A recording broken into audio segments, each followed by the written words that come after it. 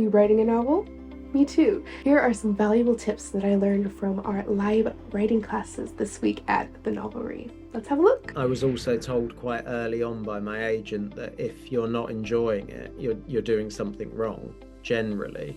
And I try to remember that. I think if you're sitting down every night and you're kind of dreading going back to your manuscript, you need to ask yourself, why is it so hard? Why is it so unenjoyable? And try and remember why you're doing it in the first place. And me primarily, the first reason for writing was survival, to make myself feel better because I was having a really difficult time.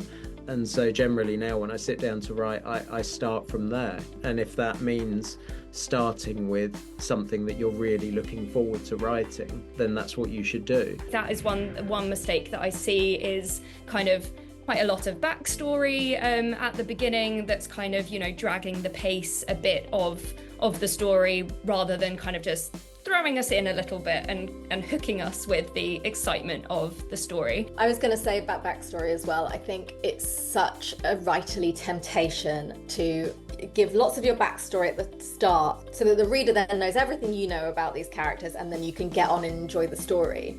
But the problem with that is it can kill the pace, it can kill the engagement early on, because it's really hard to make a reader care about the backstory of a character before you get to know them on the page. You kind of have to do the opposite of your instincts and withhold as much backstory as you can at the beginning, just giving enough details so that we can get to know them as a person. Concentrate on showing us who these people are on the page, rather than telling us where they've been, what's happened before this point. You're kind of creating a mystery about, if you show your characters acting in really strange ways, then you want to know, oh God, what traumatic event in their life has caused them to react like this? Whatever it is, you show us them as a person, but you withhold why they're like that. I think once you realize that, to flip it and withhold it as much as possible, then it can really transform opening chapters. Spice level, I feel like this one is always really tricky and things might change.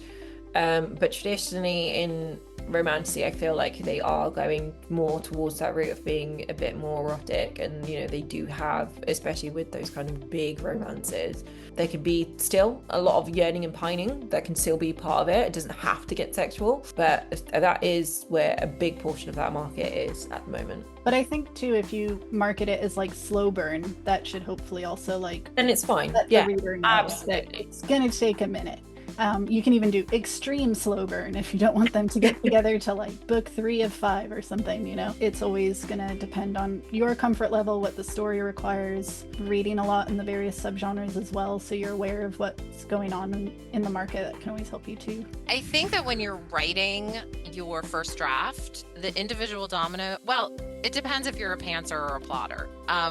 I am a pantser, so I have no idea what my dominoes are going to be. But the what happens next question, which comes to me as I'm writing, I will look into my characters for the answer. And that's part of the fun for me of writing a first draft, is kind of figuring out what's going to happen. And if you work better with an outline, it's probably a lot easier to kind of chart that through line. I think for everyone, the further down the drafts that you go, the more revision you do, the stronger that through line is going to be, and the more connected those cause and effect dominoes will be.